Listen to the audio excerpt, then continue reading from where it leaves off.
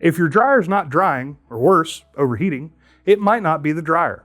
Could be the setup. Could be the way it's used. I'm Rory with AppliancePartsPros.com, and we're walking through the dryer's do's and don'ts that'll keep your machine running right, and your laundry from turning into a fire hazard.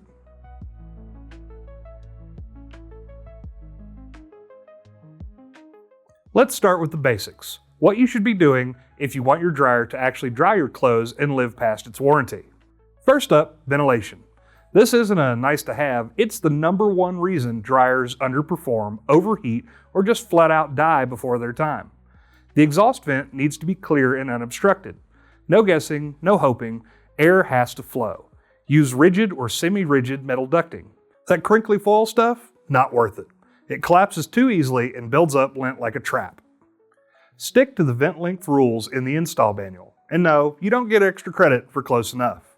Here's where people get tripped up. Every 90-degree elbow adds 5 feet to your total vent length. A 45-degree turn, that's 2.5 feet. And every vertical foot you go up counts as 2. So if your venting snakes through your attic like a funhouse ride, you're setting yourself up for blockages and heat backup. Ever had to fix a venting mess like that? Drop your war stories in the comments. Bonus points if it involved duct tape. Now, tied for first, because it's just as important, is vent cleaning. Once a year, bare minimum.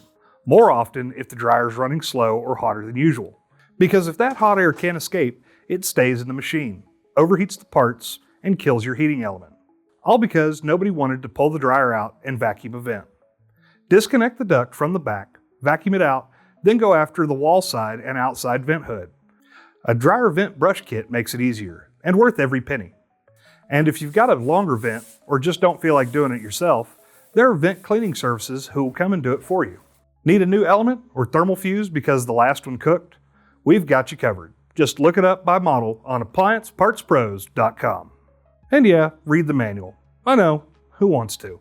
But that's where the manufacturer tells you how to actually use the thing. Load size, cycle types, fabric care. If you've ever wondered why your dryer's cooking one shirt and leaving another damp, the answers are probably in there. Next, clean the lint filter after every load. Not just when you remember, every time. Lint buildup is a fire risk, plain and simple. That's not internet paranoia, it's in the fire codes. Stick to drying similar fabrics together. Heavy with heavy, light with light. Towels go with towels, synthetics go with synthetics. Mix them all together and the light stuff cooks while the thick stuff stays soggy.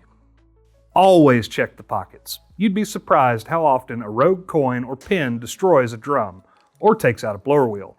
And don't even get me started on tissues. Clean your pockets.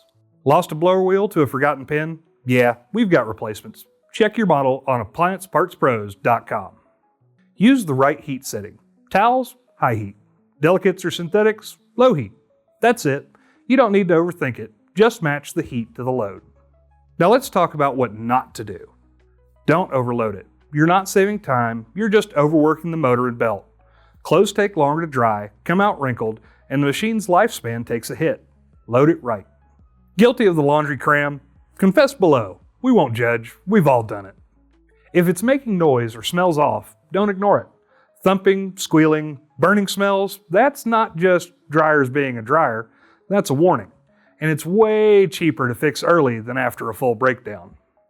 No plastic or foil ducts. They crush, kink, hold lint, and yeah, catch fire. UL listed metal ducting is the only kind worth using. Just do it right the first time. Make sure the dryer's level. If it wobbles or rattles like it's trying to walk off, it's doing damage every cycle. Bearings, rollers, seals, nothing likes uneven stress. And finally, don't dry rubber, foam, or plastic-backed items. That bath mat with the rubber grip, it can melt or catch fire. Not worth it. Air dry those instead. And that's the rundown. Get the basics right, avoid the common mistakes, and your dryer will do its job without drama. Need parts to fix what it couldn't handle? We've got them at AppliancePartsPros.com. If you're ready to dig deeper or tackle a repair, check out the videos on screen. See you next time.